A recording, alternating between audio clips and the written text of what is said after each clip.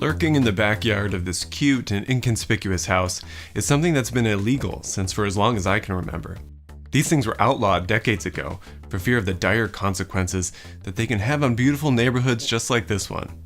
This is Ann Arbor, consistently ranked as one of the best places to live in the United States. This area was developed during the 1950s. It's mostly made of modestly sized Cape Cod-style homes on quarter-acre lots, one sidewalk, one house, and one garage per parcel.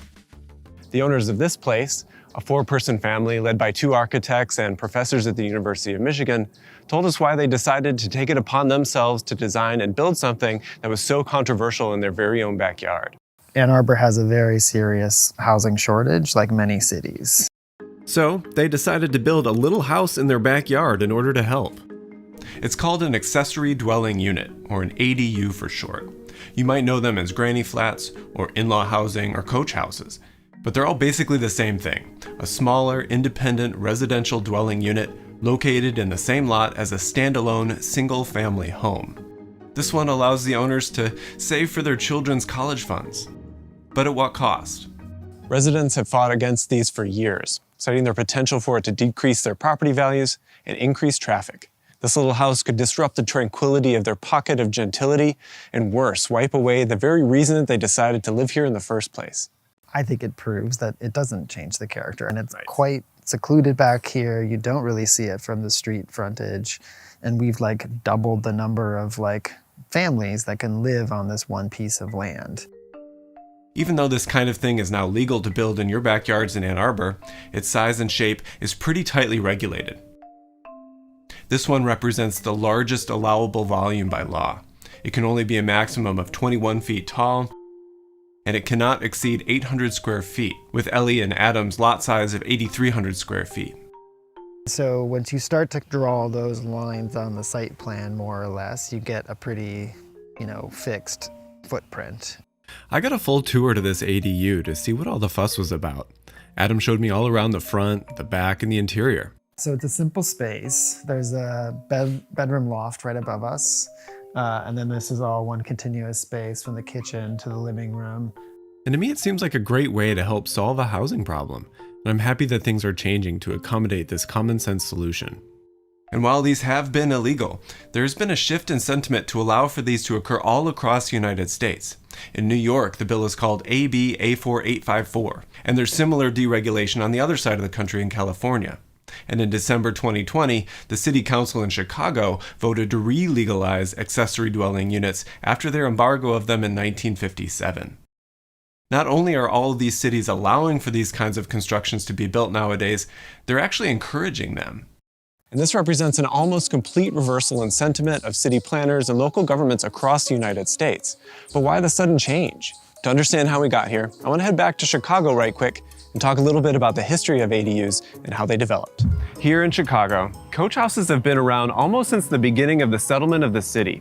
Even middle-class houses here originally had small buildings behind the main house for hay storage, for housing cows or horses and buggies. This was a tradition that was brought over from English planning as a way of meeting your transportation and nutritional needs inside of an urban environment. It kind of reminds you just how indistinct the urban areas and rural areas may have been at the time.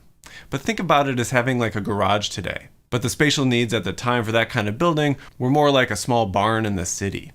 In more affluent households, the structure may also include a small apartment for staff like a driver or a caretaker of the animals. But in less affluent areas, it might have been a stick frame building that at one time had been the main house facing the street. It was the first settlement building and built in a way that represented the extent of their budget at the time. When the family had raised more funds to be able to afford a nicer house, perhaps made out of brick, which wouldn't burn, they would move the original building to the back and build their new brick one that faces the street. This rear building probably wouldn't then have been used to keep animals. Instead, it would have been used to house extended family or been rented out for the family's supplemental income. As it became less common to keep horses and cows downtown, majority of the coach houses were converted to garage or apartments. Homeowners could make money by renting the space out, often to lower income families. It had the effect of densifying neighborhoods without building much more than what was already there, and it created a neighborhood that accommodated a wider mixture of income levels. But by the 1950s, this increase in density and demographic and socioeconomic diversity, it was seen as more of a problem than an asset. Chicago's population was also in the midst of a boom, which led city officials to fear overcrowding as a potential disaster on the horizon. And by 1957, the city of Chicago banned secondary residential structures altogether. This was regulated largely through zoning restrictions that limited lots to a single dwelling unit. Municipalities also imposed overall density restrictions that drove cities to sprawl outward rather than upward. So no new coach houses could be built. Existing structures were grandfathered in as being acceptable, and today some of the most unique residential spaces are actually coach houses. Their variable sizes and shapes makes for a much wider array of interior conditions than the standard front-facing building on a standard-sized lot. But beyond the cool insides, coach houses allow for a denser neighborhood without much overall effect on its feel or its character. Today's sprawl is understood to be a much greater threat and concern than overcrowding, and mixed income housing is the gold standard of ensuring vibrant neighborhoods. And coach houses provide both. So let's head back to Ann Arbor to discuss some more of the plus sides of ADUs in general. We've talked a little bit about the urbanistic benefits of ADUs related to density and diversity, but even when considered against other options for achieving these kinds of qualities, ADUs are really a standout. ADUs become part of an existing neighborhood that already has all of the necessary infrastructure for residential living. ADUs don't require more concrete or other impervious ground surfaces. And this is because ADUs are where streets, driveways, and sidewalks already exist. Increases in impervious paving, like the concrete used for driveways, leads to a host of problems because they prevent the natural soaking in of rainwater. This can lead to flooding and erosion problems. So any solution that builds in a way that doesn't exacerbate this problem is a win-win for everybody. ADUs offer a bottom-up growth solution that allow neighborhoods to densify slowly over time, rather than through a single large or relatively disruptive development. ADUs are typically pretty covert as a result of code regulations. They're also typically made of wood construction, or at least building techniques and materials that aren't so resource intensive when compared to larger building types that require massive amounts of steel or concrete. And this is also really good for the planet. While most ADUs are made from platform framing wood construction, their small size and relatively modest investment makes them good candidates for more experimental ways of building. As I mentioned, this one is located in the backyard of a family of architects. These architects are part of a practice called TEAM, T-E-A-M, and this little house is their first ground-up construction. This seemed like a good project to start with in terms of the scale, monetary investment, opportunities to experiment with different building technologies. Where much of their earlier work lived on as exhibitions or pavilions, this little house was a great introduction for them into the world of design and creating buildings to be built for others. Something this size is great to test different approaches to building technologies, products, etc.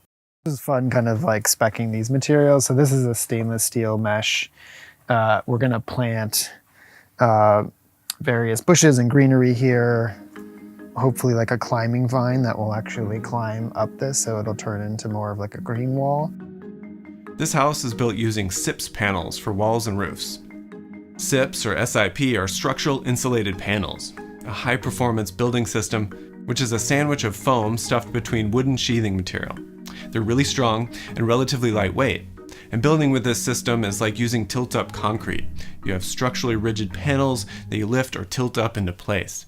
So you can really feel the continuous space of the whole ADU as one.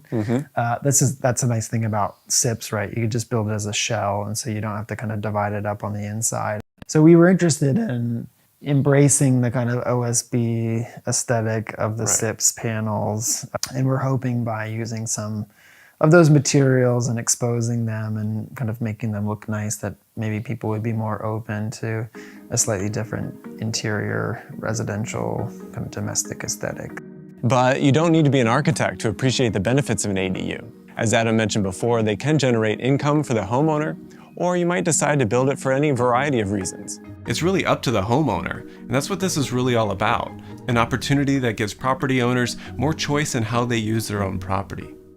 At the same time, though, they should offer dignity and privacy for those that live in them. We wanted to create a dedicated patio for the tenants, so this is their private space. There's a fence we put in here to protect it a bit from the main house.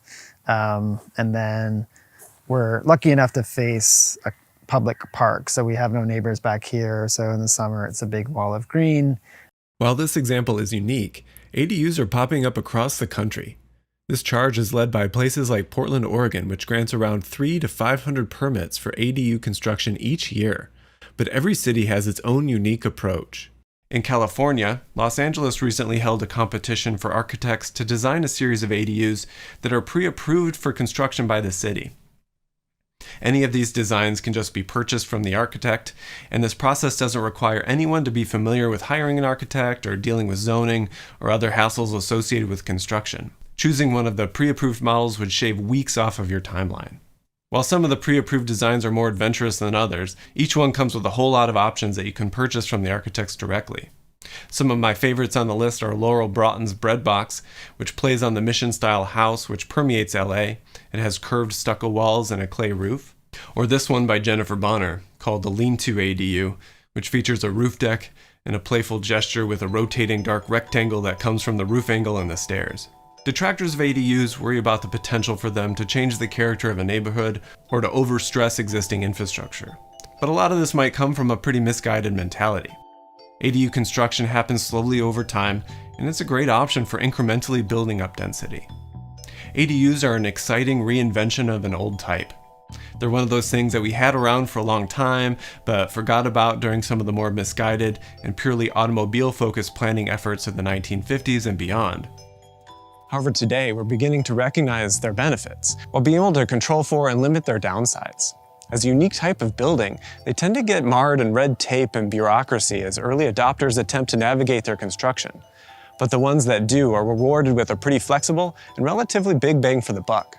And hopefully these adventurous folks like Adam Fury will pave the way for more as we get more comfortable with how to design and build these helpful structures. Financing and loans happen by being able to compare properties to other properties in the area that are similar. And if you're trying to do something new, that's harder to compare it to. So we're hoping that this demonstrates the value of this kind of build. This video was made possible by Henson Shaving, who makes amazingly high-quality razors in their aerospace machine shop in Canada.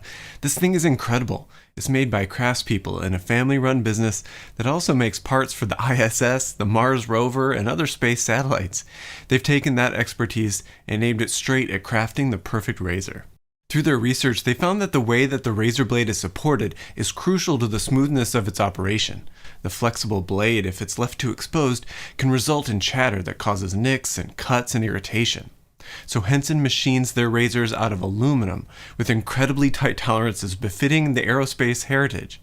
This allows them to expose the minimum amount of actual blade, just 27 microns. The blade ends up being supported along its length, eliminating chatter and eliminating the problems that plague most razors. As soon as you touch this thing, it feels like something that could have been integral to a space station or something. It has all this clever engineering features like the channels that help to easily remove hair and cream.